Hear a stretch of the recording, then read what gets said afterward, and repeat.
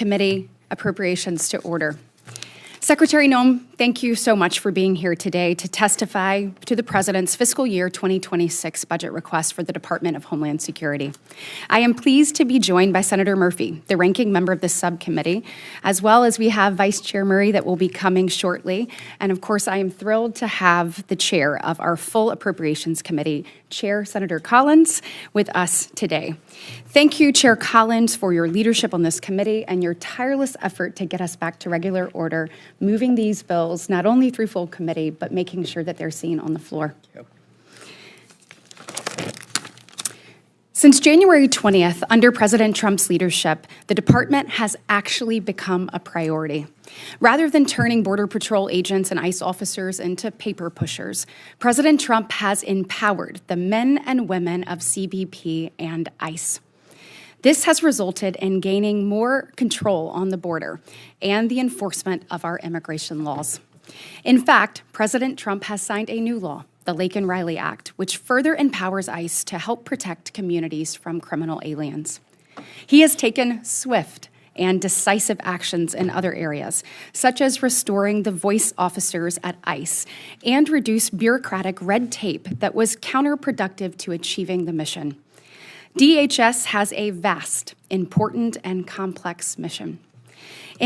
Its 250,000 employees are responsible for keeping Americans safe from coast to coast, on the water, and in the air.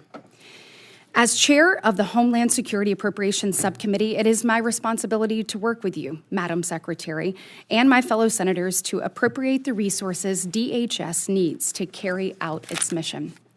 One of the most important areas that we must dedicate resources to is border security and immigration enforcement. I want to say thank you to the brave men and women of Customs and Border Protection and Immigration and Customs Enforcement who show up every single day to keep our borders secure, to keep our communities safe, and to enforce our immigration laws. Since President Trump took back the White House, we have seen historically low levels of encounters along the southwest border. In March 2024, Border Patrol encountered 137,473 people. Fast forward to March of 2025, under President Trump's leadership, Border Patrol encountered only 7,181 people. That's a 95% decrease. Thank you, Madam Secretary. Under the Biden administration, there were nearly 2 million gotaways, and in 2023, the Chief of Border Patrol testified that gotaways may have been underreported by as much as 20%. The work that President Trump and this administration have done to curb the flow of illegal migration is truly incredible. We've gone from record high encounters under the previous administration to 2 consecutive months of record lows. Ultimately, that means safer communities and families across our great country. But we cannot let up. We must continue to empower Border Patrol. We want our agents on the line to be equipped with the best tools available. We must also continue the renewed focus on interior enforcement, where we have seen tremendous gains since President Trump took the oath of office. In fact, since President Trump's inauguration, there have been a 153% increase in removals stemming from ICE apprehensions, a true testament to the work done by DHS law enforcement officials that are working to safeguard our communities. As you know, Madam Secretary, the ultimate goal of immigration enforcement life cycle is to remove individuals that are here unlawfully, and I commend your department in the pursuit in the end of that goal. One of the results of our open border policies supported by the previous administration was significant growth in ICE's non-detained docket, growing from 3.7 million at the end of FY 2021 to 7.6 million at the end of 2024. That is a 105% increase. Many will commit crimes while here, waiting their turn to be processed, which is unacceptable and why I fought so hard for the Laken-Riley Act to pass Congress. And that is also why I was proud to be there when President Trump signed that into law. I am incredibly proud when you look at the work that Alabama does to to support the Department of Homeland Security and the equities there and so many hardworking, dedicated public servants who show up every single day to fulfill that mission. From the incredible collaboration between DHS and our college programs on research, to the HIS National Academy in Huntsville, to the Coast Guard's Aviation Training Center in Mobile, it's gratifying to see that I represent a state that plays such an important role in protecting our country. Alabama is also home to some key institutions that fit within the administration's priorities of empowering state and local law enforcement to have a seat at the table when it comes to disaster recovery and national security. Both FEMA's Center for Domestic Preparedness and the National Computer Forensic Institute in Hoover provide key resources to local officials across our nation to ensure that they are equipped with the best knowledge, skills, and tools needed to protect and serve the United States of America. It is unfortunate that trainings have been canceled, especially at a time when cities across this country begin to prepare for the World Cup and the Olympics. Madam Secretary, I am certainly open to conversations about how all of this evolves, but I want to make sure that we are looking at future threats as well as existing threats, and I believe that we can do both. Another FEMA area that not only saves taxpayer dollars but saves taxpayer lives is the BRIC program. Since President Trump signed the Disaster Recovery Reform Act, which authorizes BRIC, nearly $5 billion has gone to mitigation projects across 55 states and territories and 37 tribal nations that requested funding. This is clearly a popular and important program. The program obviously is not without its challenges. Applying and implementing BRIC grants requires resources to many cities, states, and tribes that they may not have. But rather than ceasing to implement it, we should work together to identify ways that BRIC could be amended to be less complex and more efficient. Madam Secretary, the people up here look forward to working with you and your team. We look forward to conversations about the President's FY26 budget for DHS. From what I've seen, I am personally supportive of zeroing out the Shelter and Services Program, and I look forward to conversations about FEMA, CISA, and TSA. I hope that we will see requests for base increases to CBP, ICE, and elsewhere within DHS. You have an incredibly difficult job, Madam Secretary, and have stepped up to do it during one of the most challenging times. I want to thank you for your service, and I look forward to your testimony today and to working with you and your team to making sure that America's borders are safe and its people are secure. I now turn to Senator Murphy and recognize him for his opening remarks. Thank you very much, Madam Chair. Madam Secretary, thank you for being here. I'm sorry that I missed your call yesterday. I look forward to working closely with you. I say this with seriousness and respect, but your department is out of control. You are spending like you don't have a budget. You're on the verge of running out of money for the fiscal year. You are illegally refusing to spend funds that have been authorized by this Congress and appropriated by this committee. You are ignoring the immigration laws of this nation, implementing a brand new immigration system that you have invented that has little relation to the statutes that you are required, that you are commanded to follow, as spelled out in your oath of office. You are routinely violating the rights of immigrants who may not be citizens, but whether you like it or not, they have constitutional and statutory rights when they reside in the United States. Your agency acts as if laws don't matter, as if the election gave you some mandate to violate the Constitution and the laws passed by this Congress. It did not give you that mandate. You act as if your disagreement with the law, or even the public's disagreement with the law, is relevant and gives you the ability to create your own law. It does not give you that ability. Let's start with your spending. You are on track to trigger the Anti-Deficiency Act. That means you are going to spend more money than you have been allocated by Congress. This is a rare occurrence, and it is wildly illegal. Your agency will be broke by July, over 2 months before the end of the fiscal year. You may not think that Congress has provided enough money to ICE, but the Constitution and the federal law does not allow you to spend more money than you have been given or to invent money. And this obsession with spending at the border, as the chairwoman mentioned, has left the country unprotected elsewhere. The security threats to the United States are higher, not lower, than when before Trump came to office. To fund the border, you have illegally gutted spending for cybersecurity. As we speak, Russian and Chinese hackers are having a field day attacking our nation. You've withdrawn funds for disaster prevention. Storms are going to kill more people in this country because of your illegal withholding of these funds. Your myopia about the border, fueled by President Trump's prejudice against people who speak a different language, has shattered many of this country's most important defenses. Now let's talk about the impoundments. When Congress appropriates funds for a specific purpose, the administration has no discretion as to whether to spend or not spend that money unless you go through a very specific process with this committee. Let me give you two of many instances of this illegal impoundment. The first is the Shelter and Services Program. Senator Britt may want to zero that account out, but that account is funded, and it was funded in a bipartisan way. You don't like the program. Your policy is to treat migrants badly. I think that's abhorrent, but it doesn't matter that you don't like the program. You cannot cancel spending in this program, and you cannot use the funds as you have to fund other things, like ICE. You have also canceled citizenship and integration grants, which help lawful permanent residents become citizens, helping them take the citizenship test. I know your goal is to try to make life as hard as possible for immigrants, but that goal is not broadly shared by the American public. That's why Congress, in a bipartisan way, for decades, has funded this program to help immigrants in this country become citizens. Now let's talk about why encounters at the southern border are down so much. This is clearly going to be your primary talking point today. You will tell us that it represents a success. But the primary reason why encounters are down is because you are brazenly violating the law every hour of every day. You are refusing to allow people showing up at the southern border to apply for asylum.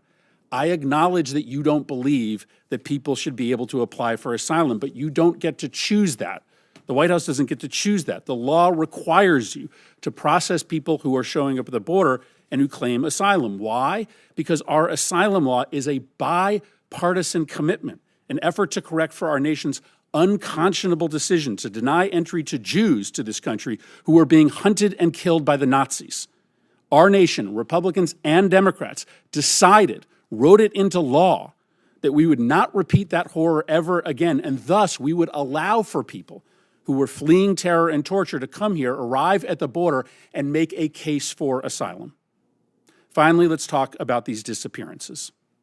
In an autocratic society, people who the regime does not like are people who are protesting the regime. They are just often picked up off the street, spirited away, sometimes to open-ended detention, sometimes they're never seen again. What you are doing, both the individuals who have legal rights to stay here, like Kilmar Abrego Garcia, or students who are just protesting Trump's policies, is immoral. And to follow the theme, it is illegal.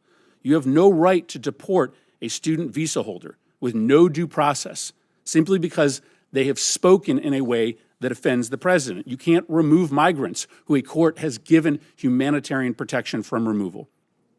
Now, reports suggest that you are planning to remove immigrants with no due process and send them to prisons in Libya. Libya is in the middle of a civil war. It is subject to a level 4 travel advisory, meaning we tell American citizens never to travel to Libya. We don't have an embassy there because it is not safe for our diplomats. Sending migrants with pending asylum claims into a war zone just because it's cruel is so deeply disturbing. Listen, I understand that my Republican colleagues on this committee don't view the policy the way that I do. My Republican colleagues don't share my level of concern for the way that this administration treats immigrants. That's fine. But what I don't understand is why we don't have consensus in the Senate and on this committee on the decision by this administration to impound the spending that we have decided together to allocate in defense of this nation. We as an appropriations committee, we work interminable hours to write and pass a budget. This budget is really hard to write and pass. And so we make ourselves irrelevant when we allow the administration to ignore what we have decided. And then when we look the other way, when the administration rounds up immigrants who are here illegally and have committed no offenses worthy of detainment, we also do potential irreversible damage to the Constitution. These should not be partisan concerns, destroying the power of Congress, eroding individuals' constitutional rights. This should matter to both parties. Madam Secretary, thank you for being here, and I look forward to your testimony. Madam Secretary, let me first explain that Chair Britt is trying to cover 2 different subcommittees. She will be returning, but in the meantime has asked that I take the gavel. And fortunately, that means that I get to welcome you, but also ask the first questions. But first, we want to hear your statement. So please proceed. Yes, well, thank you, Senator Collins, and I do want to thank Senator Britt as well for bringing this group of individuals together for this committee hearing so that we could talk about the priorities of the United States of America and what we can do to work together to secure our homeland. I do want to thank Senator Murphy as well and look forward to our conversations that we can have today and far into the future. In the first 100 days, the Trump administration has already delivered for the American people a drastic turnaround in homeland security, from the southern border to investing in our Coast Guard to cybersecurity, and we are just getting started. I'm very proud of the accomplishments that we have made so far and working with President Trump and his leadership since he took office. At the southern border, we have obtained near total control with a 95% decrease in daily encounters since President Trump took office. March saw the lowest number of encounters in this nation's history at less than 7,200. There were days in there where we had less than 200 encounters a day, which is absolutely remarkable. And again, that is the lowest number of encounters at the border in this nation's history. Under the previous administration, when Joe Biden was the president of the United States, U.S. Customs and Border Protection was at times encountering over 15,000 people per day. This astonishing turnaround is a testament to the resolve and to the leadership of President Trump to make America safe, and to the incredible work of the men and women of the Department of Homeland Security. The secure border has allowed Border Patrol to zero in on the cartels and on illicit activities that are going on. President Trump has designated 6 different cartels and violent criminal gangs as foreign terrorist organizations. This has allowed us to use a whole-of-government approach in how we go after drug traffickers and human traffickers. And in March, fentanyl traffic at the border fell by 54% compared to the previous year. We're enforcing immigration laws to identify, arrest, detain, and remove dangerous illegals from our country. We're prioritizing those who have committed crimes, aliens who are a threat to our public safety and to our national security, especially those who are affiliated with terrorist organizations such as Tren de Aragua and MS-13. This includes those who also have final orders of removal. We've worked to enforce President Trump's America First trade agenda through the U.S. Custom and Border Protection's enforcement. The Biden administration's policies hollowed out our economy and America's industrial base, and it shipped our jobs overseas. President Trump is changing that. His historic actions are proving that tariffs are an effective negotiating tool to address trade imbalances. And in fact, companies are reshoring jobs here every single day. The Department of Homeland Security is reforming, and we're rethinking federal involvement in emergency management. President Trump recently announced that there will be a FEMA Review Council, which I will co-chair with the Department of Defense Secretary. This council is charged with fixing a broken system that's returning power to state emergency management directors and making America safe. We're also taking steps to defend the nation's transportation systems, which are vulnerable to targets and to attacks. The Transportation Security Administration is responsible for ensuring the security of all those who travel. In a single day, there are over 45,000 flights in this country, with nearly 2.9 million passengers in the United States. We're fulfilling our obligation to launch Real ID, which happened yesterday, and we follow federal law as it was passed 20 years ago. Validated IDs will secure travel, safeguard our elections, and make sure that we never open a door to an opportunity for another tragedy like 9/11 again. As technology advances, so do the threats to our nation. And that's why cybersecurity is a crucial component of our security measures we're taking seriously and investing in going forward. Countries like Communist China have built the capability and the intent to infiltrate and potentially disrupt our critical infrastructure. But despite these threats, the Biden administration instead used CISA to play politics and to police speech. Under President Trump, we've been working to get CISA back on mission and make sure that they are securing our infrastructure. The Coast Guard is the only branch of the U.S. Armed Services that are under the Department of Homeland Security. It has many missions with specialized needs. And as we secure the southern border, the cartels have shifted their activities out to the maritime borders. The Coast Guard has already surpassed fiscal year 2024 drug interdiction numbers and search and rescue and illegal interdictions.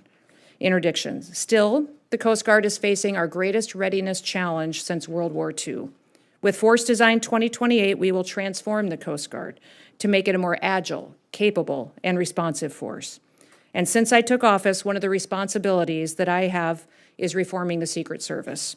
In the wake of the July 13th assassination attempt, we have needs there that I'm hoping you will consider.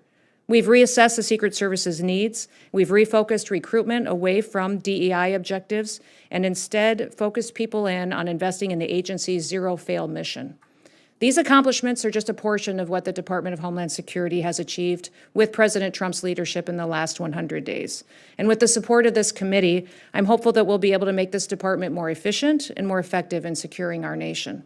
I'm so grateful to the men and women of the department, and they are examples of bravery, patriotism, and dedication.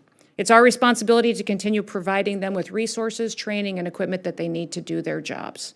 Thank you so much for your support, for the opportunity to be here, and I look forward to the discussion. Thank you so much, Madam Secretary. I'd like to first recognize Chair Collins for her round of questioning. Thank you very much, Madam Chair. Madam Secretary, I want to bring to your attention an important issue that may not yet be one that you've been briefed on. In August of 2023, DHS issued a memo in which the department stated that it had identified more than 270 Chinese-backed illegal marijuana operations in the state of Maine alone, producing up to an estimated $4.3 billion in illicit revenue.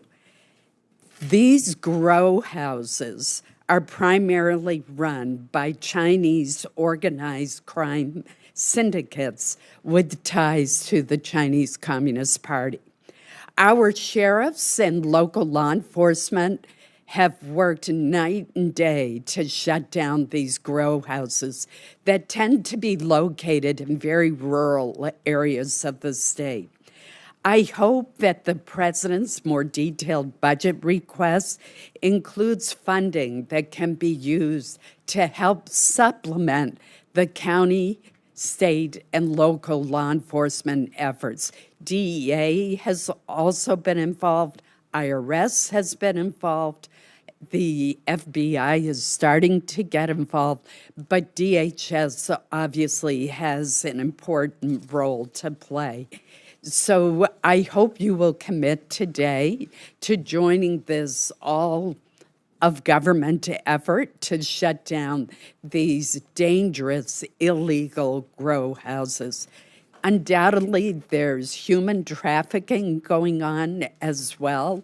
The marijuana is destroying these houses with black mold because it's grown inside to try to hide what is going on, and it's being smuggled to other states. This isn't just a problem in Maine. Some 22 states have similarly found these illegal grow operations with ties to transnational criminal organizations in China. Well, thank you, Senator Collins. I appreciate you bringing this to my attention and this important discussion. Obviously, we're very concerned with securing our border and knowing who's coming into our country illegally, but also who's already here. And so you pointing out the fact that we have investments in this country, businesses, and marijuana grow houses that have a presence of ties to the PRC is incredibly alarming. So I agree that we should work together to see what we can do. As you know, the Department of Homeland Security, our mission is to secure the homeland. I tell people quite often that my responsibility lies with everyone who's in this country, comes into this country, or leaves, every product that's here that leaves or comes in, and then everything on the internet as well that's communicated or processed.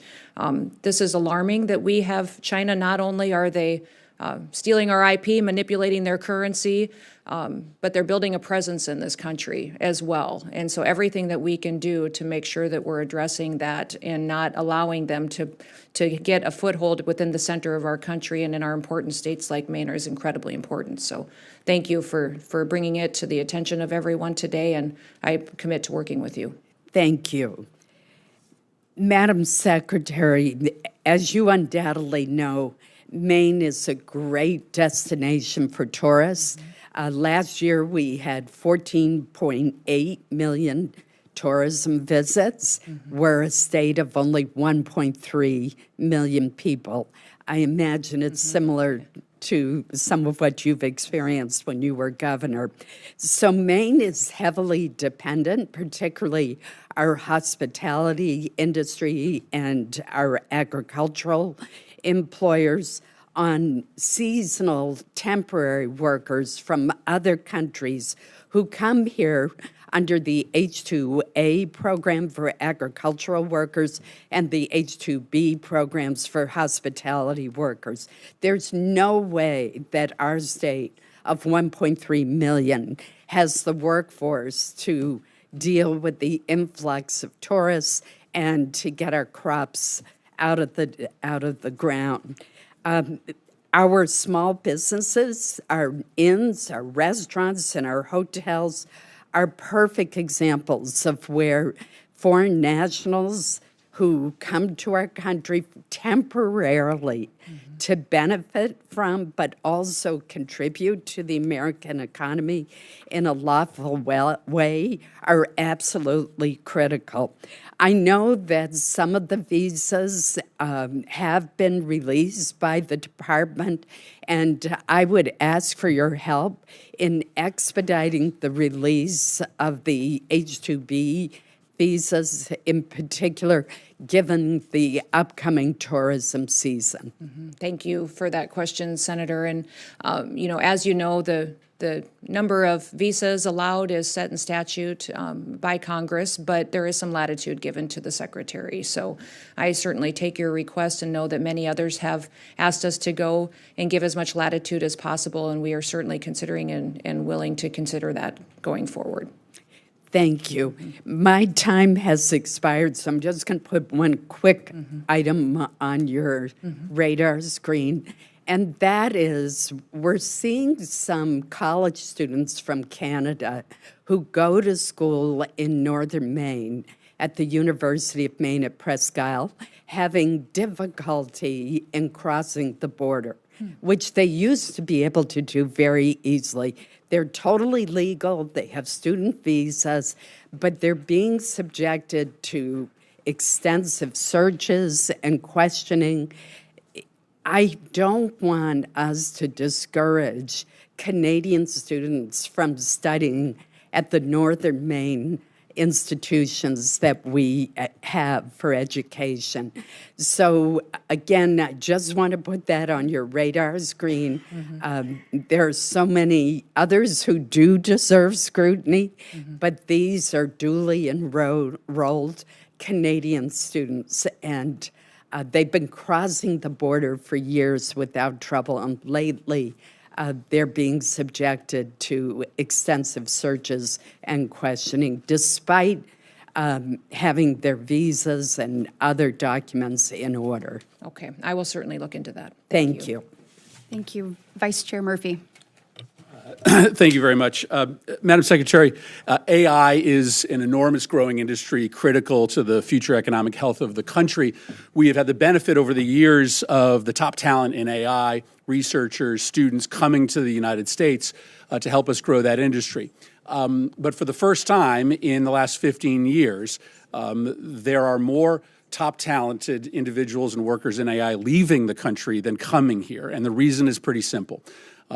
People who are coming here to work from overseas through the visa program are very uncertain about what their rights are.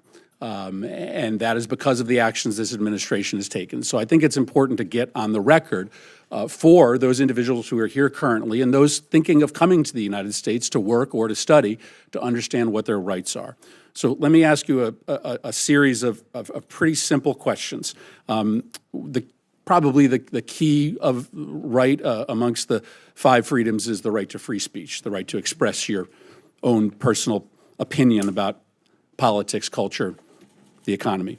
Do you believe that you have the right to detain or deport a U.S. citizen for simply expressing their political opinion, a U.S. citizen? No. No. Do you believe that you have the right to detain or deport a legal permanent resident for expressing their political opinion? I don't make decisions on legal status here in the United States. The Department of State does that, and I would say that as they've gone through an evaluation of who gets a visa, who gets legal status, green cards, they've been evaluating and discussing how that applies. Well, to people I acknowledge are in that this you don't. country. I acknowledge you don't make. Right. But if someone is a legal permanent resident of the United States, I'm not talking about an H-1B or a student visa holder. I'm talking about a legal permanent resident. If you are a legal permanent resident, do you have the right to detain or deport that person simply for expressing their political opinion? The Department of State makes those decisions. No, and the they don't. Department of Homeland Security. You make that decision about who you have the right to detain or deport.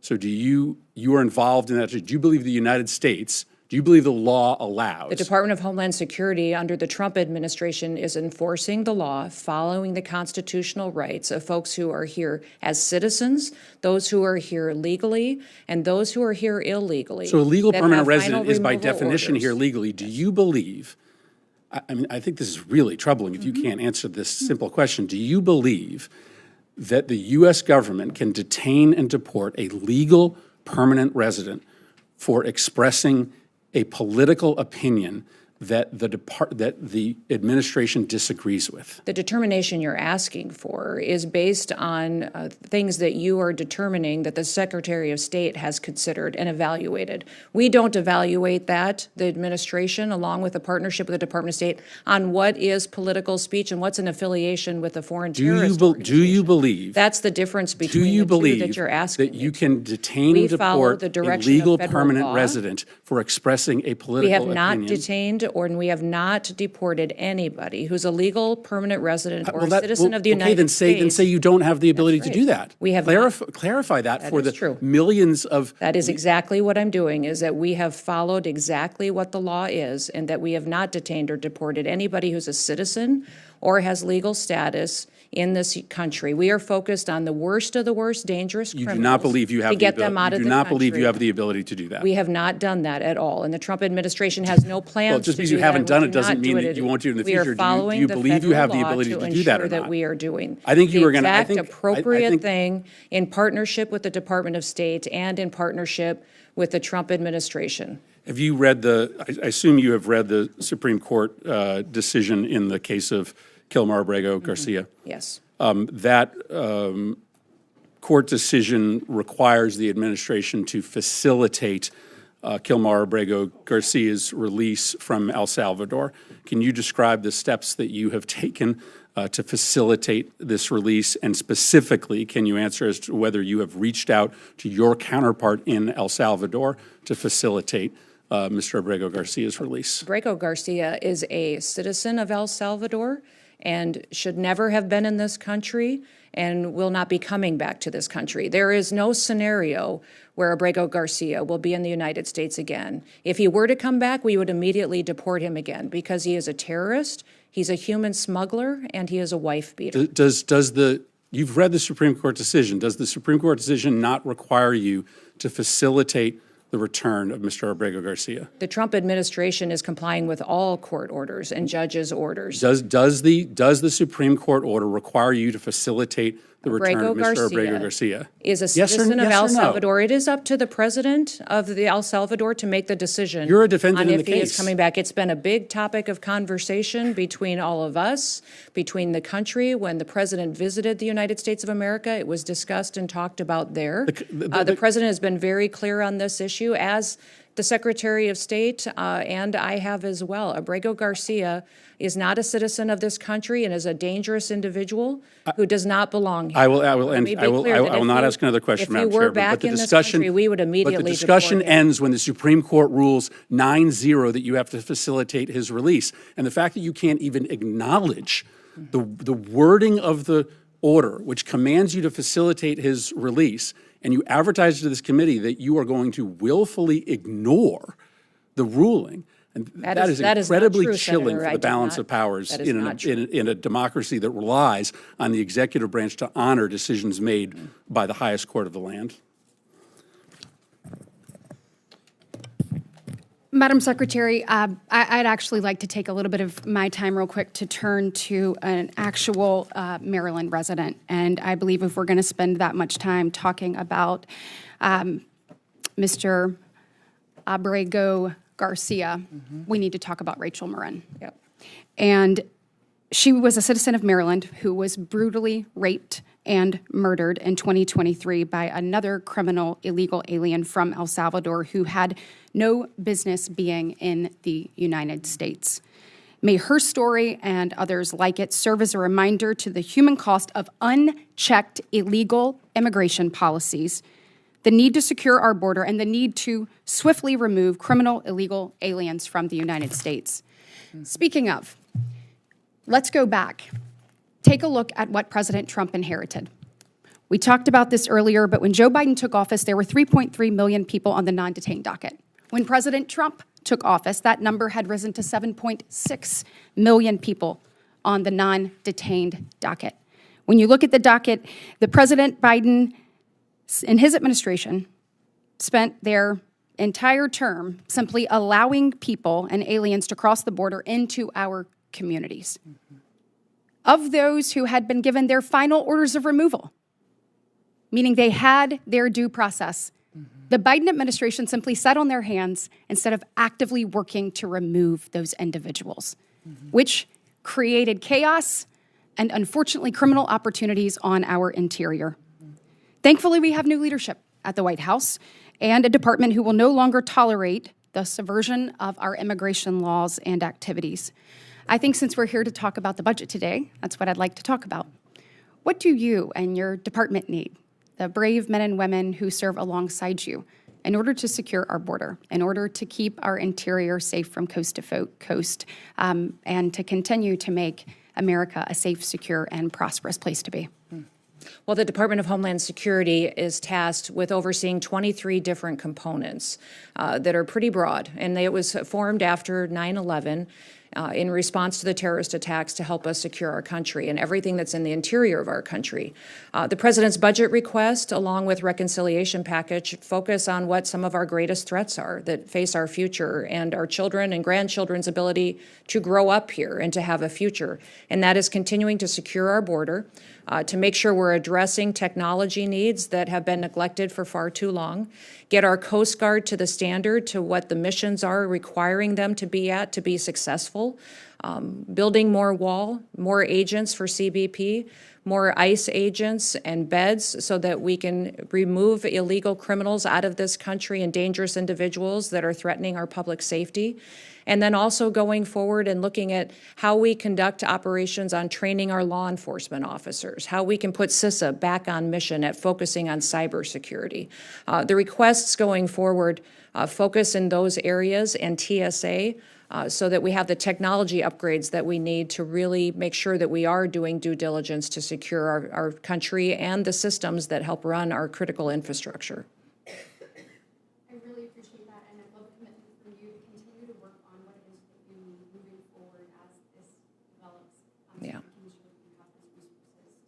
This country safe. On that, your predecessor actually refused to call what was going on at the border a crisis. It is clear that's exactly what was happening. You also have shown that coming in, we did not need any new legislation to actually secure the border. You have taken action. President Trump has taken action to secure it. I mean, creating a space that we haven't seen in decades. You talked about a number of things. One of the things you just mentioned was a border wall. Can you talk about the construction of a border wall and what that would do for the men and women of CBP and overall at DHS? I know that we are a nation of immigrants. We're proud of that. We're also a nation of law, and lawlessness has to stop. And I believe that anybody on this dais that locks their door at night should understand the need for a border wall. The American people should have that level of security when they go to sleep at night. So can you talk about the importance of that and kind of how you see that unfolding? We have currently over 700 miles of border wall on the southern border and infrastructure that is there operating today. Since President Trump has been in office, we've constructed another 77 miles that is in place. That is an inclusion of steel bollard wall that has been built, but also temporary wall that has been put forward with concertina wire and panels, and then also we have some waterborne buoys that are being utilized as well. We have 11 contracts that have been allocated to continue building infrastructure, and then also 5 more that are pending to be allocated to build more miles, to have that infrastructure there to help secure vulnerable areas. Now, the border wall will look different based on what the topography is and the geography is of the area. So there's some areas on the northern border and the southern border and out in our maritime infrastructure that we need that will have technology. It'll utilize Aerostar systems, radio frequencies, satellite systems. Those upgrades just simply haven't been made or prioritized under the last administration and need to be done. So we will use a combination for what's appropriate out there for the topography and working with the local states and tribal areas to make sure that it's something that secures our country, but also is something that they can help support and secure as well. Thank you for that commitment. Vice Chair Murray. Thank you very much, Chair Britt, and I look forward to working with you and Ranking Member Murphy in this Congress. Madam Secretary, as Senator Murphy mentioned in his opening statement, Secretary Noem, under your leadership, we have seen you ignore our appropriation laws, our Constitution, common sense, and even basic humanity. And like a lot of Americans, I really have been horrified by the lawlessness and incompetence and cruelty that we have all witnessed. And for all the talk about going after criminals, you have sidetracked DHS staff who are investigating drug dealers, terrorists, human traffickers, and rather than photo ops, we need more of your focus on providing basic diligence, because your crackdown has roped in American citizens and people who are here legally with no criminal record. Now, I'm not going to ask you whether that was right or wrong. I know it's wrong. The world knows it's wrong. And I think the first thing the history is going to say about your leadership is that you were responsible for many of these travesties. So I'm deeply concerned. You've deported a 4-year-old U.S. citizen with cancer. You've disappeared people to a notorious prison in El Salvador. And you have spent $100 million in taxpayer dollars to air TV ads thanking President Trump. That is really reckless. It's unacceptable, and in my opinion, can't continue. The American people are paying for this with our taxpayer dollars and with their most basic rights. Now, in the last 3 months, you have frozen or canceled over $100 billion in funding that was approved by Congress, bipartisan. We are talking about everything from disaster relief to grants that keep people safe. But when my staff has requested information on the status of this unacceptable holdup, the department failed to provide any acceptable justification. This illegal freeze, and it is illegal, is taking a real toll on communities who are waiting on the investments that Congress has delivered. So will you commit to immediately unpausing these funds?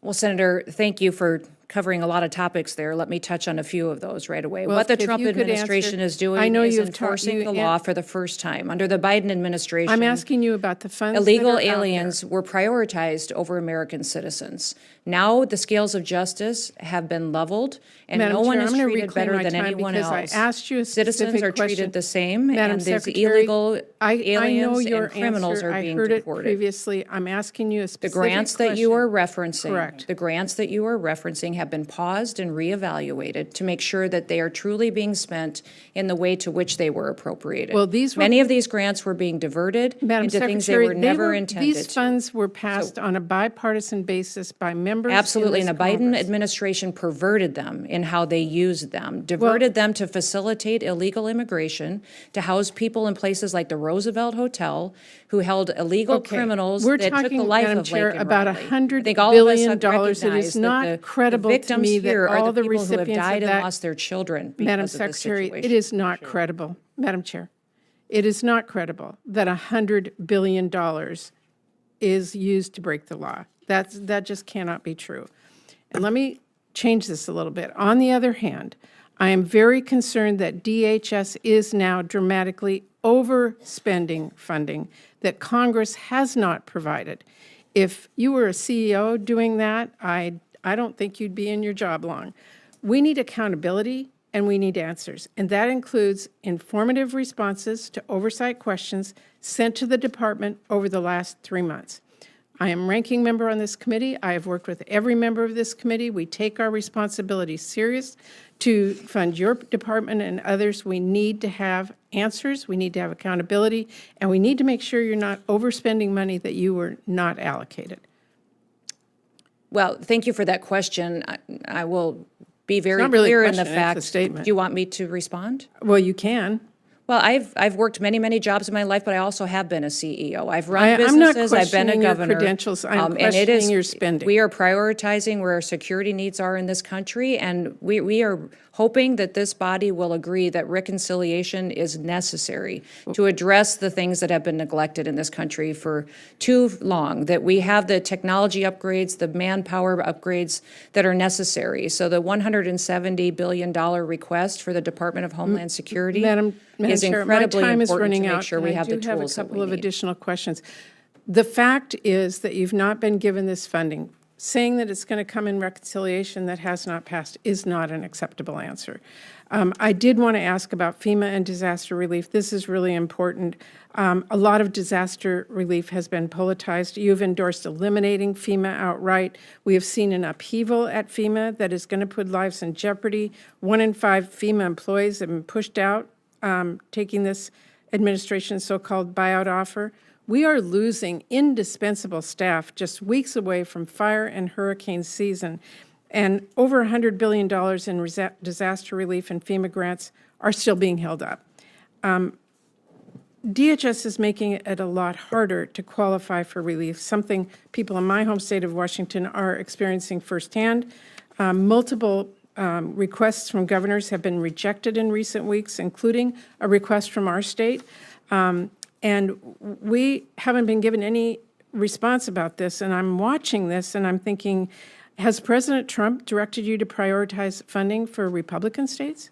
Absolutely not. Have you directed your staff to prioritize funding to Republican-led states over Democratic Absolutely states? not. Have There your is, under staff this administration, there will not be any politicization of support, relief, FEMA assistance, or grants given based on politics. Well, Every single person there will be is a treated the same. clear It will be very trend, different than the Biden Madam administration. Secretary, there's a clear trend of Republican-led states getting very fast responses and funding. Democrat-led states are being forced to wait. We have never treated FEMA as a partisan issue in this country. Thank you, Madam Chair. Thank you. Senator Capito. Thank you, Madam Chair and Ranking Member, and it's great to see you, Secretary Noem, and it was a pleasure to serve with you in the House for so many years. I just want to make a statement in the beginning, because this chart, which you can't see, but many of us have seen, the blue lines being the number of people that were coming across the border during the Biden administration, and then the red is what you and the President have done over the last 3 months. I say congratulations. Results speak loudly. Not only are migrant encounters down 95%, but the gotaways are down 99%. To put it simply, migrants are just not slipping through. They're not evading our border patrol. I boil it down to 2 basic strategies that the administration has done that the previous administration could have done but totally ignored. One is deterrence. When possible illegals look to the United States and see that we are following through on deportation orders in larger numbers, I think that's a huge deterrence, along with other things that are occurring. The other one is enforcement of the law. You already just said that. So is there anything else you would add specifically, very shortly, that you can attribute this dramatic drop? You're being accused of breaking the law, and that's the reason the numbers are down. I personally don't believe that. Well, I think having a strong leader in the White House that says we will enforce our laws in this country has worldwide effects. In fact, in where I have traveled to countries in El Salvador, Mexico, and Colombia, their leaders and their governments said, when you talk about the fact that you are now enforcing the laws in America, when your president talks about it, when we see these ads that are running in our country saying, if you want to come to the country and America illegally, don't come. come the legal way, do the right way. We are now enforcing our laws. They say it has an overwhelming effect. In fact, in Mexico, some government officials, when I was there visiting with them and the president, said that they believe 500 to 600,000 people just in Mexico turned around before they ever got to our border in the last 3 months, because they got the message clearly when they were on their way. They heard that and they went back home. Also, I would say Border Patrol is thrilled. They get to finally do their jobs. Right. They get to finally, the morale has never been better. Recruitment is fantastic. ICE is recruiting. CBP's up 54%. I'd say the Coast Guard is up over 100% in recruitment, and the Secret Service is up over 200%. So the fact that they have an administration that's letting them do their jobs again and actually following the law is something they're very proud of. And so I think those two things are really what's making them proud. Okay, you and I talked about this on the phone because of the drug scourge, the non-intrusive inspection, which is a lot of the technologies that can detect in large, when semis are coming through, there's a whole lot coming through the border, and we want to continue that free flow of goods. Where are you on that in this budget? Certainly you need more dollars to be able to, I think the numbers are low, how many you actually inspect or have been inspected. You need the technology our to move ports of forward. entry need new technology and scanners that we just simply aren't scanning many shipping containers right now adequately. A lot of our air freight isn't scanned.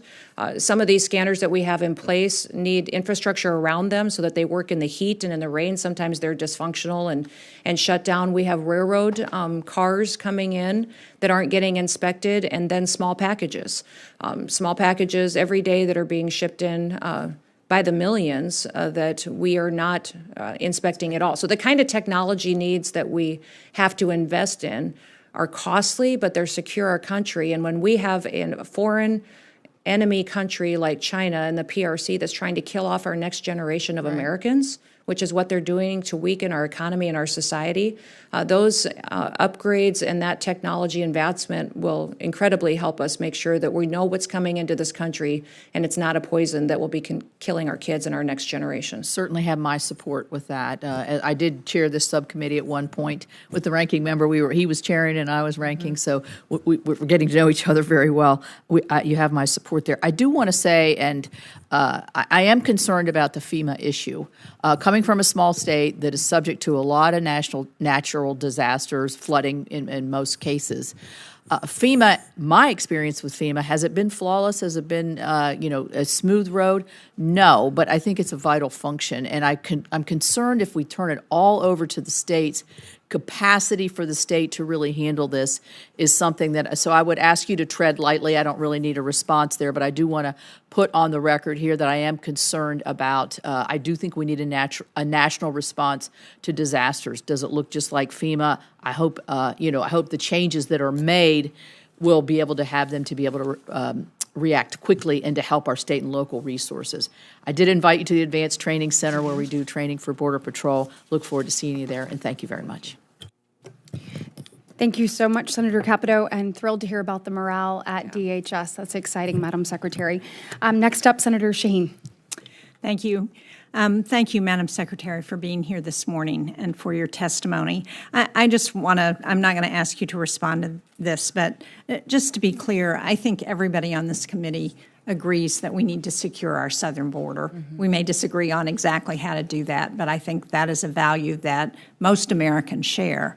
I do think we can do it in a way that still provides due process to people who are here as green card holders. And I'm particularly concerned when I get calls from New Hampshire citizens who are stopped at our border and interrogated without any process, without being told why they're being stopped. So I just want to put that on your radar so that you understand that that is a concern that we are seeing and hearing from American citizens about. I have been concerned for a long time through a number of administrations about the lack of technology on our northern border. In New Hampshire, we have video cameras that are supposed to pick up people coming across the border, and there's no service to those video cameras because we don't have cell service on our northern border. Our Border Patrol station in Pittsburgh gets its power from Canada, and In 2018, Congress passed the Mobile Now Act to speed up deployment of communications equipment infrastructure on federal property. It's not just a public safety issue, it's a national security imperative, as I'm sure you would agree. So understaffing, however, and red tape means that getting folks connected still takes way too long, and we've had some issues with the department in trying to get some of this equipment that we need on our northern border. So will you commit to ensuring that DHS will move expeditiously to improve communications infrastructure along New Hampshire's northern border? Yeah, Senator, I will work with you on this. This is something that's come up several times with many of our senators and congressmen and women that represent the northern border. And I think that's a concern I hear quite often from people is with all the focus on the southern border, are you neglecting the northern border? And we are not. We have not pulled resources from the northern border, but we also recognize that we've got deficiencies there too. We do have some predator drones that are up there. I'm sorry to interrupt, but the reality is that the Stone Garden funds that used to have a percentage dedicated to the northern border have been taken for the southern border, so that our local law enforcement officials don't have the ability to access those funds and to get those grants in a way that's really important to help. So I hope you will look into that. Those funds have been very important for our law enforcement, and so those are being reevaluated as well and assessed. And so I've had several people indicate to me that those are important to their local areas and local communities. The cameras you talked about, yes, do need to be fixed. The cell phone service and their reliance on that is not dependable, and we need the new technology upgrades in order to make sure that we can keep those operating. And we need more UAS and counter UAS technology at the northern border as well. I understand that ICE has entered into an interagency agreement with the Bureau of Prisons to hold ICE detainees in our federal prison in Berlin, FCI Berlin, New Hampshire. I'm sure that you're aware that the Bureau of Prisons has faced chronic shortages in staffing for a number of years. This is particularly evident in Berlin, where it's being staffed at just over 60% for its corrections officers, and now it's hosting more than 230 detainees. So can you talk about how you're working to ensure that our federal prisons who are under contract with ICE are adequately staffed, and will you commit to ensuring that the Bureau of Prisons under contract with ICE is given the support that they need in order to hold those detainees? Absolutely. That's all part of the evaluation that happens before that contract goes into place, is making sure they have the staffing and the requirements that meet the level that ICE detention requires. Many times the request we hear from local or state law enforcement or prison systems that want to help facilitate the detention of illegal criminals, such as we're addressing right now, are asking us to relax our federal standards so that they qualify, are asking us for more latitude. So our standards I was have just been there. I can in the tell you they were not contracts. asking that Yeah, in Berlin. they may not have been up at your facility, but what I would say is that all of those boxes have to be checked and staffing requirements have to be met in order for that contract to be facilitated and utilized. Well, what I heard is that we have trouble attracting people, corrections officers, other staff that we need, psychologists and medical staff. And so I think it's absolutely critical that we ensure that if ICE is going to use those facilities, that the funding is there to provide adequate staffing. Absolutely.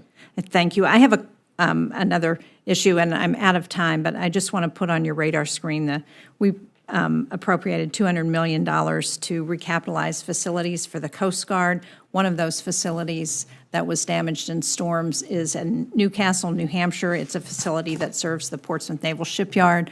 It's critical to national security. I hope you will work with us to ensure that the funding goes to help rebuild those facilities that need it. Yeah, we'll certainly take a look at that. As you know, we've proposed a new investment and future for the Coast Guard called Force Design 2028. And so we're excited about that because it recognizes the deficiencies that the Coast Guard has had to live with for far too long. It adds 15,000 coasties to the force. It also addresses not just cutters and not just airframe, but also infrastructure. what we this is need for infrastructure. buildings and for docks and for abilities to ports and infrastructure to really facilitate what they really provide for us. They are also a key part of not just search and rescue, but also our interdiction efforts right now as well. And we're not agree. keeping up with I'm the big- cartels out on the water. I'm a big fan. I just don't want us to divert that funding. Right. Thank you. Right. Senator Hyde-Smith. Thank you, Madam Chairman, and I certainly want to thank Madam Secretary for being here today and so impressed with the way you have just taken off so quickly in leading this agency. You know, as a member of this body, as an American, but as the mother of a 26-year-old daughter, I certainly appreciate what you're doing to secure our homeland. And your commitment has just been unsurpassed by anybody. And I've watched you closely, and it's a tall drink of water. Heading this agency is no small task, but I am certainly supporting you. I would like to briefly mention the proposed reductions to the FEMA budget. You know, in Mississippi, we have hurricanes, we have tornadoes, and FEMA has been a part of my life ever since I have been in public office because of the situations. Even Senator Shaheen was part of our tornado one time last year in Mississippi, and we had some recently that hasn't been approved yet. Little town in Walthall County, Mississippi, called Tylertown, Mississippi, had a tornado. I was there the day after the storm, and we're really seeking some relief there. But how will DHS make sure that states like Mississippi, which, like I said, are feeling the impact of so many, will continue to receive the support they need to prepare for and recover from what we have now and future emergencies? Yeah, President Trump has been very clear that he believes that the way that FEMA exists today should not continue. It needs to be reformed. It needs to empower states to build in the structure that they need to best respond to disasters. He's seen the failures over the years of FEMA, how it didn't show up for individuals. It targeted people based on political party. It claims that haven't been paid for 15 to 20 years and recognizes the best responders are those locally and that the federal government should be there to support. So his goal is to redo this agency in a way that empowers our states, recognizing that every state's not at the same level of response today, that it's going to take some effort to get them all ready to really, truly take over the emergency management processes of their state. And so what we can do to equip and to train them and then give control back locally is critically important. Also, the grants that have come through FEMA, making sure they're not being abused to facilitate illegal immigration, to focus on true resiliency, on true helping building dams and infrastructure, culverts that are the right size, instead of using them for bike paths and shade trees like the Biden administration does. So making sure that the dollars that we have in this agency, which consistently is spending in the red and not able to be budgeted for because of what happens, he wants to make sure that those reforms are happening where states are empowered to do the response and trained and equipped, and then the federal government would come in and support them and financially be there when they need them on their worst day. Thank you, because there's many days we really need them. And Mississippi also has a proud legacy of supporting DHS missions across multiple domains, from helicopters flown by the Coast Guard and the CBP to the national security cutters and future polar security cutters built in Pascagoula, Mississippi. So our state plays a central role in helping secure the homeland. But what I would like to highlight today is a wonderful program at Mississippi State University that supports DHS. And as you may be aware, DHS Justice Next Gen program at Mississippi State serves an incredibly valuable resource.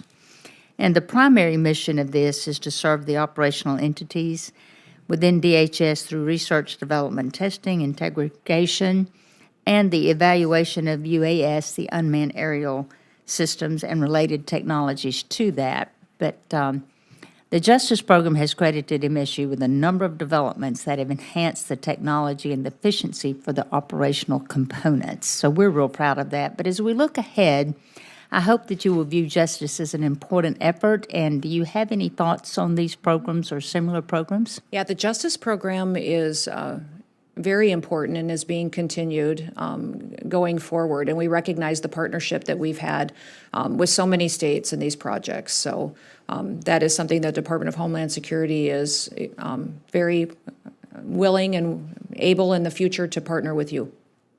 Well, it takes so much to make these things successful, but we're really proud of that. And again, thank you for everything you're doing. You are doing an incredible job, and I am thrilled that you are there. Thank you.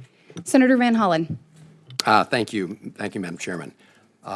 Madam Secretary, it's good to see you. Good to see you, too. And I was glad to see in your recent testimony that you reaffirmed your obligations to uphold the Constitution of the United States. And I understand you had an exchange with Senator Murphy on the Abrego Garcia case. And so I'm just going to put the question directly to you. Are you or DHS doing anything to comply with the 9-0 Supreme Court order to facilitate his return to the United States? Just yes or no? This administration is following all federal court orders. Madam Secretary, this is a It's simple the question. I'm president's asking- prerogative on conversations that Madam happen Chair, with the president of El Salvador. I ask a simple question. We have a limited amount of time. I just asked you, Madam Secretary, whether or not you or the Department of Homeland Security are taking any action to facilitate the 9-0 Supreme Court decision to facilitate his return. This is a very simple question. Are you taking any action to facilitate his return, or are you not? This administration is following and complying with all federal court orders so- to make sure that we So are. you are, because the court ordered that you facilitate his return, so you are facilitating his return. Sir, Senator, thank you for the question, but what I would Madam tell you Secretary- is that we are following court orders. Madam And that your advocacy for a known terrorist is alarming to me. Madam It's Secretary. alarming to me because he's a human smuggler. Madam he's a Secretary, wife I'm going to have to beater, reclaim and my a time. terrorist, and Madam- he's not a U.S. citizen. He's a citizen of El Salvador, and he's home. If he were to come back Madam here, Secretary- we would take him immediately All right, back I'm going to El have Salvador. to, Madam Secretary, you should know a couple facts then, which is, number one, in 2019, the Immigration Court said that he should not be returned to El Salvador because it would put his life in danger. The Trump administration at the time did not appeal that decision. After that, he got a work permit and was working legally in the United States of America. This is also why the district court and the appellate court and the Supreme Court have ruled as they have. I suggest that rather than make these statements here, that you and the Trump administration make them in court under oath, because despite what you just said, the federal district court whose judge is hearing this case right now said, and I'm quoting, that the administration has provided no evidence linking Abrego Garcia to MS-13 or any other terrorist activity. I'm not vouching for the man. I'm vouching for his due Well, yes, process you are, rights. sir. You've No, been no, vouching no, for Madam him. Secretary, with I would respect. suggest that you defend and Madam- stand alongside Madam, the victims this- of illegal this is crime in political country, rhetoric. the citizens who live here and Do are you- United States Americans. I would suggest you advocate for them as hard Madam as you do Secretary, those foreign terrorists. I know you're doing a political speech No, here. I'm I not, get it. sir. I'm I'm- asking questions of law. No, you're just spewing I rhetoric. truly believe this. I Well, you're truly believe spewing this rhetoric. as an Let American. me ask you this: Do you agree with Justice Scalia in the Supreme Court opinion in Reno v. Flores that, I'm quoting, "It is well established that the Fifth Amendment entitles aliens to due process of law in deportation proceedings." End of quote. Sir, we are utilizing every due process tool that this Congress has afforded us. This is- The Congress decides what Madam due process Secretary, is appropriate for every situation. Expedited removal is a due process that you have afforded us that we are utilizing. The Alien Enemies Act I'm gonna is another reclaim my tool that time, we're Madam utilizing. Secretary. So You we are are- giving due Madam process Secretary. and using the tools Madam that Secretary, this Congress has given us. this is really, I'm asking sort of simple questions of law and simple questions like, are you complying with the 9-0 Supreme Court decision? And you seem to think that's some kind of trick question. Let me ask you this. You were down at CCOT in El Salvador, and you said, and that, I'm quoting, "It is one of the tools in the toolkit that we will use."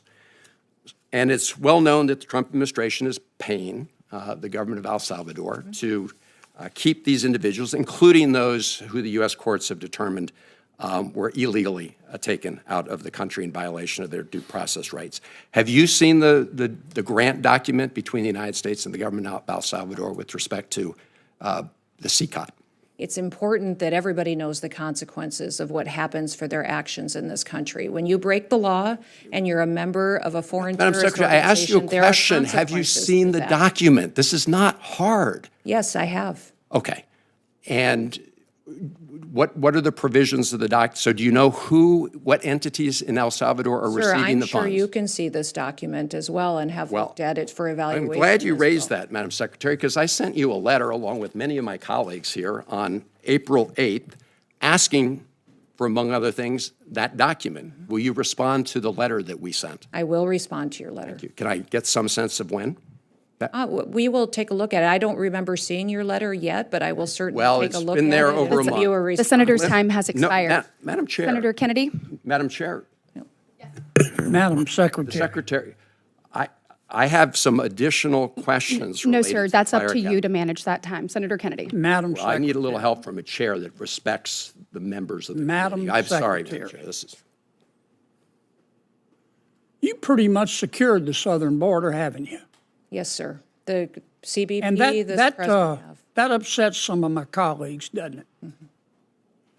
They say you've done it the wrong way, haven't they? Could you answer that? Yes, sir. They do say that. Do you think they're upset because you supposedly did it the wrong way, or you think they're upset that you did it at all? I think they're upset that by President Trump enforcing the law, it happened so quickly and successfully. Yeah.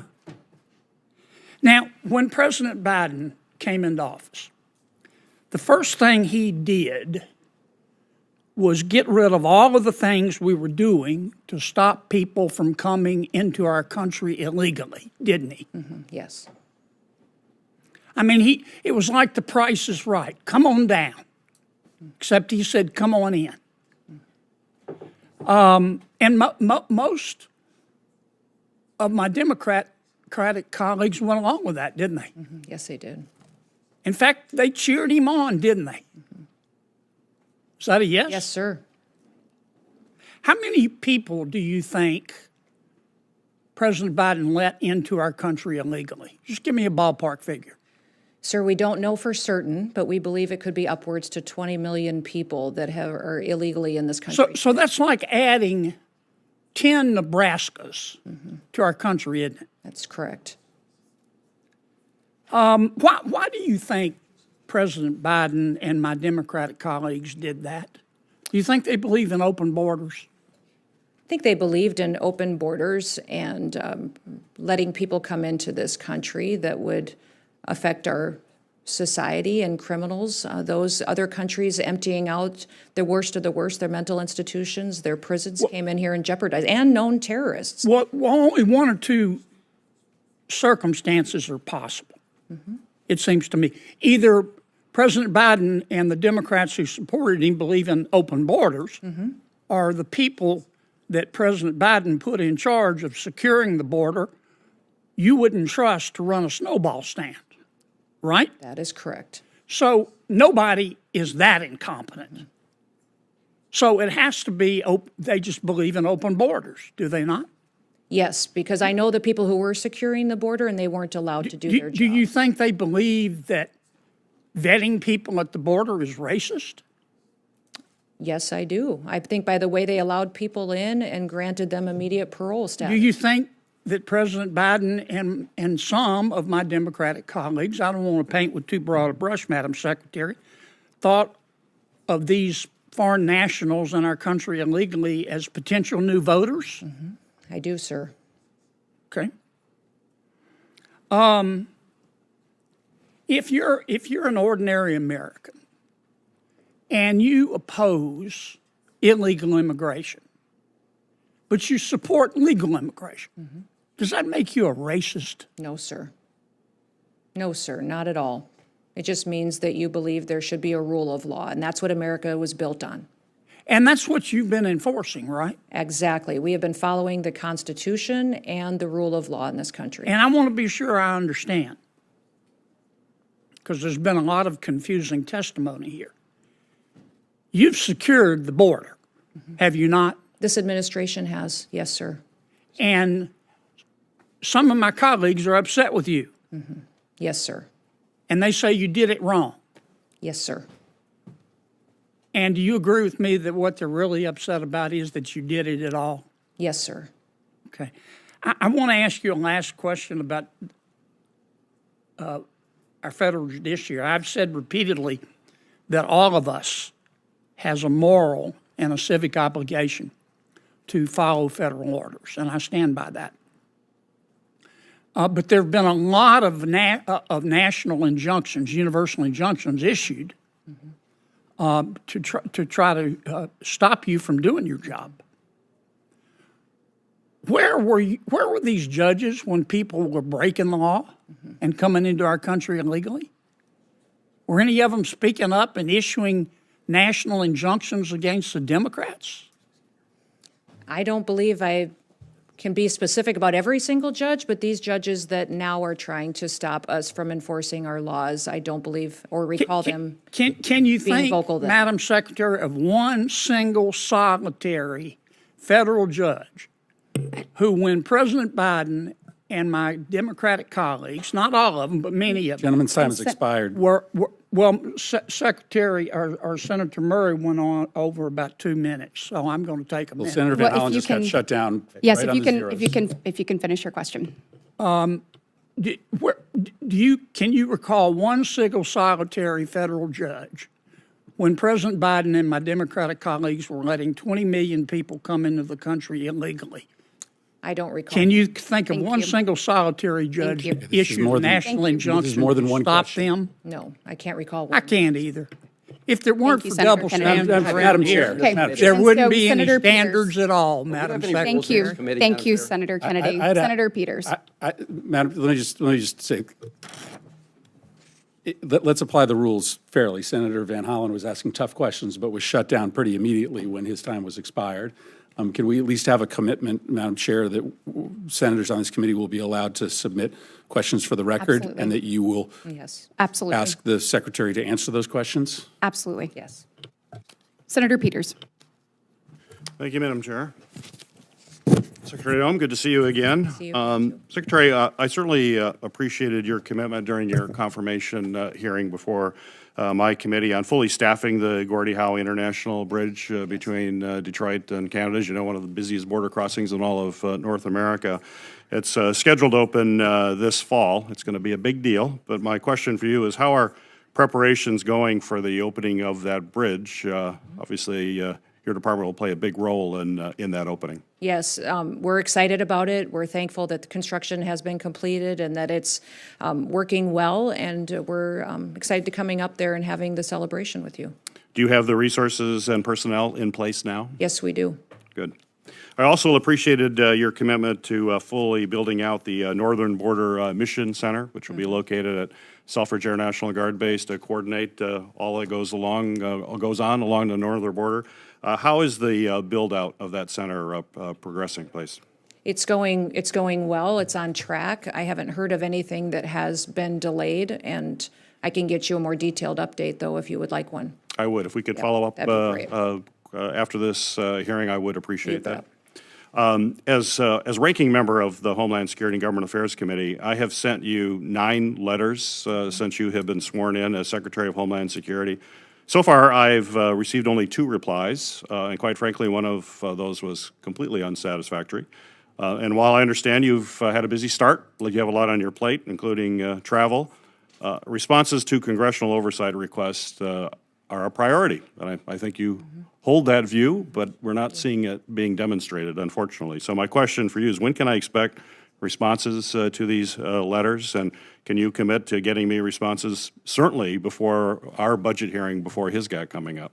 Yes, absolutely. Sir, I was unaware that you had that many letters out yet. I know some of the letters you requested had a lot of data to gather Yes. and information, and so that may be a delay on a couple of them, but we will get those gathered and get them to you. As you know, when I came into this role, we had a backlog of letters from senators and congressmen up to 4 years where the previous administration did not respond to any of you. That was a universal complaint I had from Republicans and Democrats. Well, we want to see that change. So Yes. if we could get this back, these letters back as quickly as possible, I'd appreciate that. You bet.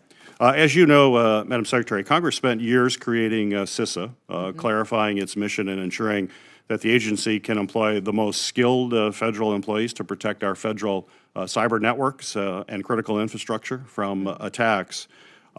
During your confirmation process, you stated that you wanted to get CISA back on mission.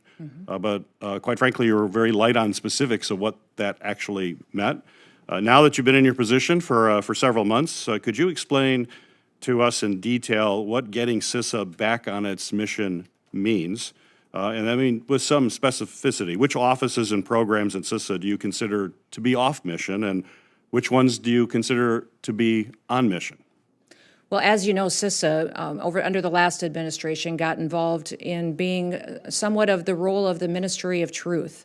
They were defining what was misinformation, disinformation. They were out doing election security missions, what were censorship, and deciding what was truth and what wasn't truth, and we have eliminated those functions within CISA. CISA was created to be an entity that supported small and medium businesses and also critical infrastructure, Yes, our electrical grid, our water systems, that are vulnerable to hacking attempts and influence from foreign countries, but enemies of the United States of America. So we are building out to those. And I agree with all individuals. this. I just limited time here. Yep.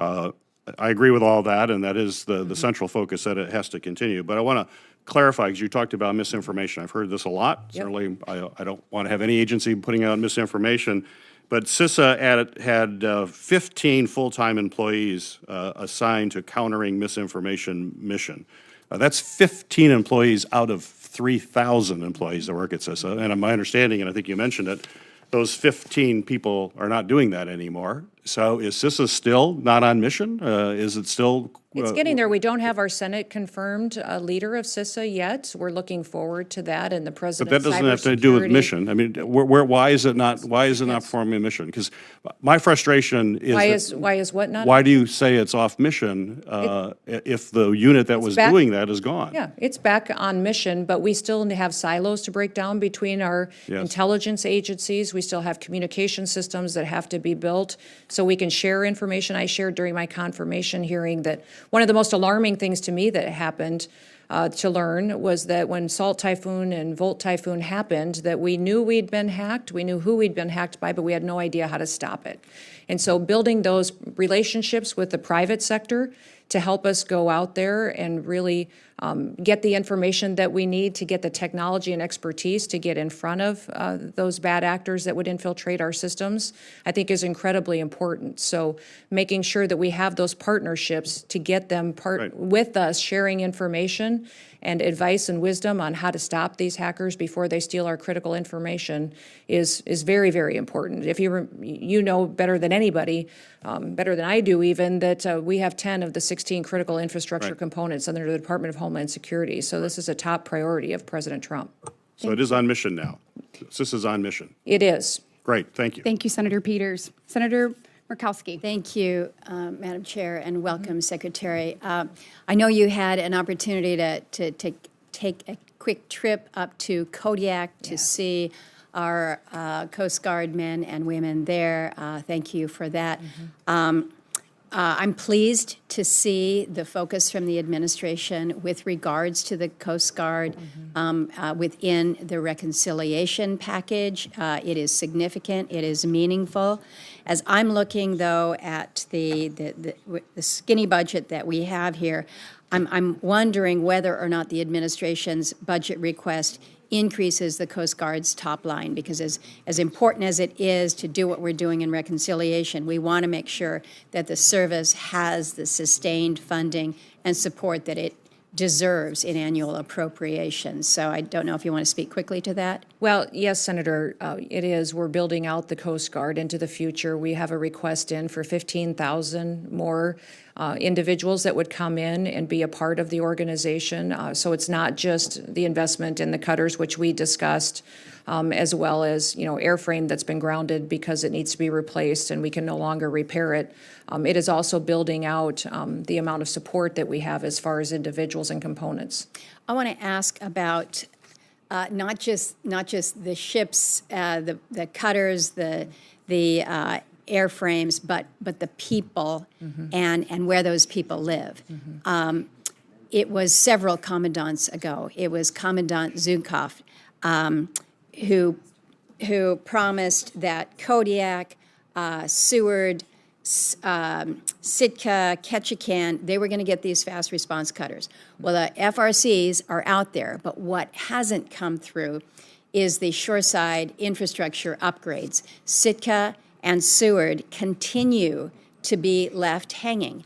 And so the ships that were due to come to them are being parked in other communities. I mean, we are not only 1 year off, 2 year off, multiple years off. So this is something that I have raised with you, and I'm hopeful that we're finally going to be able to make that commitment to make sure that when you've got the ships, you've got the home port. Right. And when it comes to the home port, I think you saw in Kodiak, it's not just the housing, it is the child care, it's the medical options. And so I'm hoping that as we're looking at this a revitalization of the Coast Guard that is so overdue, and I so appreciate the focus that the administration is placing on this, that it really is this whole package. Right. Yes, absolutely. And when on Force Design 2028, I'll get you the details on that so you can see that infrastructure is being addressed. And that was one of the things that was discussed quite extensively when I was up there with the Coasties and folks that were serving, was how challenging it was to be in a remote area and not have the access to basic needs that they have for their family, as well, especially medical care and specialized medical care. So it is big. So I'm glad you had an opportunity to see that. I want to shift here with regards to parole and temporary protected status. We have a relatively significant population of immigrants in Alaska that are under patrol or TPS or both. They're small, but for us, they're meaningful in our communities. It's the Ukrainians, we have Afghanis, Venezuelans, we have some Haitians. The majority of these folks are just truly valued members of their new community. They're helping us meet workforce needs and really contributing to the tax base here. They've expressed great concern about their status and work authorizations that may be revoked or allowed to expire. So USCIS hasn't processed reparoles, TPS renewals, or work authorizations for the Ukrainians, at least, for almost 5 months. And the concern is they have paid the fees to USCIS to process their applications, and yet they're not seeing any action on this. Can you share with me, share with the committee, any information on when this pause might end? There are so many that are concerned that the work authorizations will expire while they're waiting for this process. Yeah, we do have several countries that have been evaluated by the administration on their participation in TPS, and the program, as it was established, was meant to be utilized on a temporary basis. So some of these TPS programs have been in place for many, many years. But the evaluation on why TPS should be utilized and when it can be utilized by a country is the process that the administration is going through. So if it's a conflict, environmental, economic concern, something that's going on, and you talked specifically about the Ukrainians as well, I will say that program is still there and being evaluated, but those folks may have gotten an email or something that was not correct and was rectified.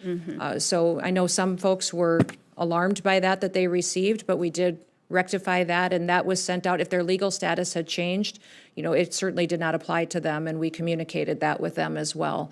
The one thing I will say is that anyone who is on a program like this or on parole that has been revoked always has the opportunity to apply for asylum as well. And so that is the application that we are forwarding in many of these instances across the country from different countries that interact with us through these different programs. And again, just the timing of an expiration of the work authorization while they're waiting. So as much information as you can share with You us, bet. and I'm sure other states as well. Thank you. Okay. Thank you, Madam Chair. Thank you very much. Senator Van Hollen. Thank you, Madam Chair. Madam Secretary, I'm going to ask you about something I hope we can agree on. Okay. Are you familiar with the U.S. Fire Academy? It trains about 100,000 firefighters from around the country. Yes.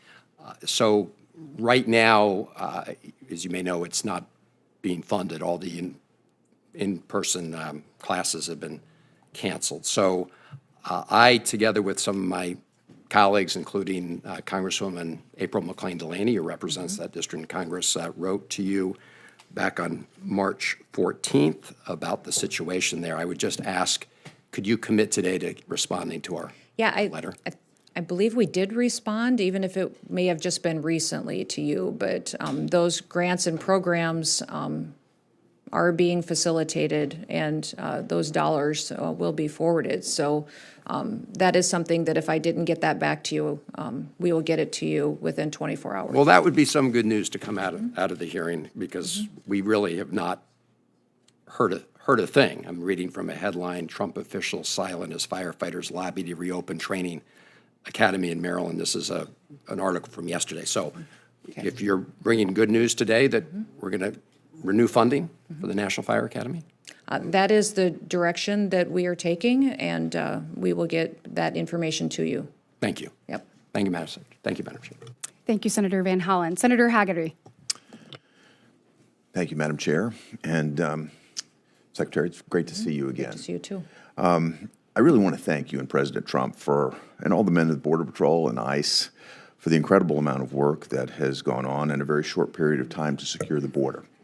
It's made a huge difference in my home state. It's going to continue to make a difference, I'm certain. And I very much appreciate your efforts to bring these illegal aliens to justice as well. President Trump promised to deliver the most secure border in American history, and the two of you have delivered on that promise. Encounters at the southwest border are down 95%, and under the Trump administration, getaways are down 99%. Congratulations on that. The Trump administration has ended the crisis that the previous administration created at the southwest border, and you've done it, frankly, in a matter of weeks. My colleagues, and certainly President Biden, argued that we needed new legislation to address the situation at the southern border. I think what you've demonstrated is that was absolutely not the case. I'd like for you, if you would, Secretary Noem, to paint a picture for us. How was it your first day when you arrived at the agency? What sort of state of affairs did you walk into? I want the public to understand how poorly managed the situation was that you've taken on. Well, Senator, thank you for the question. I would say that overwhelmingly it was a night and day difference as soon as President Trump was sworn into office, because immediately the message was sent out to everyone who worked in the Department of Homeland Security that we were now going to enforce the law in the United States of America, that we were going to be able to let people do their jobs, which had been so frustrating for so many of our CBP and ICE officers and those who partnered with them. They felt as though they had been facilitating an invasion of our country, and the fact they grew up in these communities. Many of these officers were raised in Del Rio and El Paso and Tucson, and they were, just devastated by what the change they had seen. So the fact that they got to do their jobs again was overwhelmingly, I believe, why this was a success in securing our border, knowing who comes into this country, and stopping those who shouldn't. President Trump, what I'm proud of is that he has removed 252 known terrorists from our country just since he's been in office. Thousands of criminals and illegal aliens that have perpetuated violence on our communities. And I think the employees and the officers that are a part of the Department of Homeland Security are proud to be a part of the solution that's making America very safe again. Can I stay with the comment that you made, or a term that you used, invasion? Yes. Because what we saw over the prior 4 years was the largest invasion of our country that we've ever seen. It was. I don't think the American public understands this because it was obfuscated in the media. But could you just break down for us and explain to us how the Biden administration facilitated the invasion of over 10 million people illegally entering this country in 4 years? Yeah, absolutely. Their lack of enforcement of our laws and their policies facilitated people being welcomed into our country, telegraphed around the world that come to America, the borders are open. When you get there, someone will give you asylum, you'll be protected, will give you housing and food and medical care, free medical care, billions of dollars spent by taxpayers to give them more advantages than what the average United States American citizen gets. That was very clearly telegraphed by their policies, and it devastated so many of our communities. I think most people also recognize that when you welcome people from around the world, you're going to get bad actors too. You're going to get cartel members taking advantage of the situation, terrorist organizations that are going to infiltrate our country, people who have been kicked out of their own countries for reasons that their country would not tolerate. They came here to find a safe haven, and Joe Biden gave them that opportunity. So, it is going to be a big job to clean up the mess that they created, but President Trump is determined to do so, and overwhelmingly, the American people support him in that. They are so thrilled to get these dangerous people off of their streets. When I've been out working with the frontline individuals in the Department of Homeland Security, with our officers, with those that are emergency responders, you can be in New York City, you can be in San Diego, you can be anywhere, and people that are walking their kids to school in the morning are walking by the operations going, thank you. One last Thank you point. for being here. The situation in my home state, we're losing about 3,000 kids a year to fentanyl, to overdoses. We've got human trafficking happening from Memphis to Nashville and beyond. And I really want to know, I think the American people expect that this border will be secured, that we can get this stopped, but what resources do you need to make that happen that you don't have today?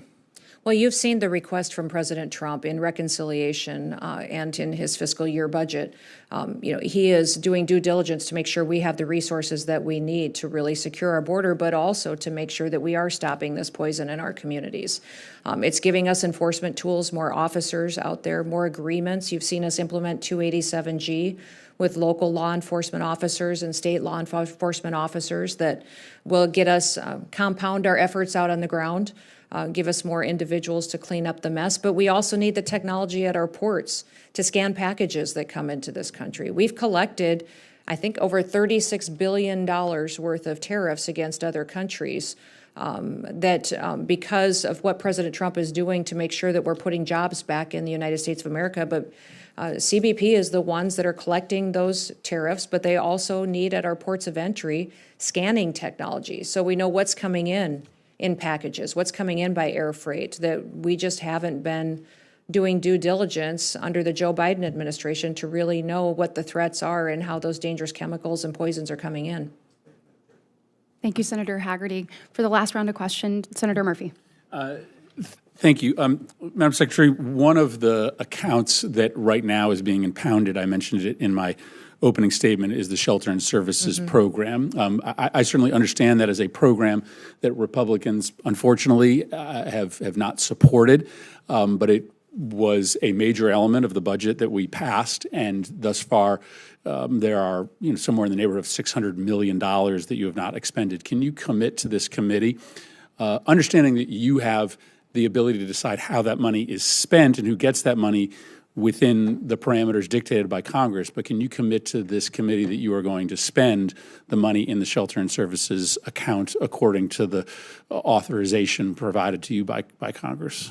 Sir, we have followed authorizations and the law and how these dollars are being spent. We are not conducting any impoundment. And as you know, under the previous administration, the Shelter and Services Program was being used to facilitate illegal immigration and shelter for criminals in many areas. And so we are using those dollars to how they were intended by Congress when those dollars were put into that program. But you haven't spent really any of those dollars other than those that you've reprogrammed. So I certainly understand that you do have a right to spend a little bit of time on review, but you do have to spend those dollars. So can you commit to us that you are going to spend the dollars in the Shelter and Services Program on the functionalities and programmatic parameters authorized by Congress. We're going to follow the authorities that we have under the Department of Homeland Security and the administration for how Congress appropriates funds. Absolutely, we will follow what is authorized and what is the process for how those are traditionally spent. Madam Chair, my guess is that the administration is not going to spend any of the SSP dollars, that by the end of the year, those dollars will not be spent. And I raise this issue because I admit that this was a priority for Democrats, and that money was included in the budget in exchange for other funds that were priorities for Republicans. If we now live in a world in which the administration spends down the accounts that were priorities for Republicans and does not spend down the priorities that were priorities for Democrats, I don't know how we do a budget. I don't actually know how we come to an agreement if we live in a world in which the administration doesn't spend the accounts that it doesn't believe in. That would be precedent breaking for this Congress. And so I raise this issue because I think it's very relevant to our work, and I think it will make it virtually impossible for us to do a bipartisan budget if by the end of this fiscal year, the $600 million that are sitting in this account that are supposed to be used to treat migrants to this country humanely are not used. Thank you, Madam Chair. Thank you, Senator Murphy. And we have about 6 minutes left on the vote, so I'm going to make my last round quick. I want to talk to you a little bit about the Center for Domestic Preparedness. It's the preeminent institution when it comes to training and equipping emergency managers and first responders. I certainly appreciate the department's efforts to increase the capacity of our state, local, territorial, and tribal partners to better handle disasters, to respond to civil unrest, and to keep cities safe and secure. With impending events like the World Cup, Olympics, future Super Bowl, et cetera, I want to make sure that we get this training back up and going. My question to you is, when can we expect these classes to be turned back on, and will there be any remedy for classes that were canceled? Yes, we'll work with you, Senator, to see what we can do for rescheduling classes, and that funding will be continued, and it'll be a priority of the Department of Homeland Security into the future. Excellent. Thank you so much. Madam Secretary, we will go ahead and wrap this up. Thank you so much for being here today. I know that we can obviously disagree on policy across this dais, but we certainly agree that we want to make sure that we get timely responses. And on that note, for closing, we will have questions for the record will be submitted and then due on May 15th, so 7 days from now. Thank you for the work that you're doing, and this committee hearing is adjourned. Thank you.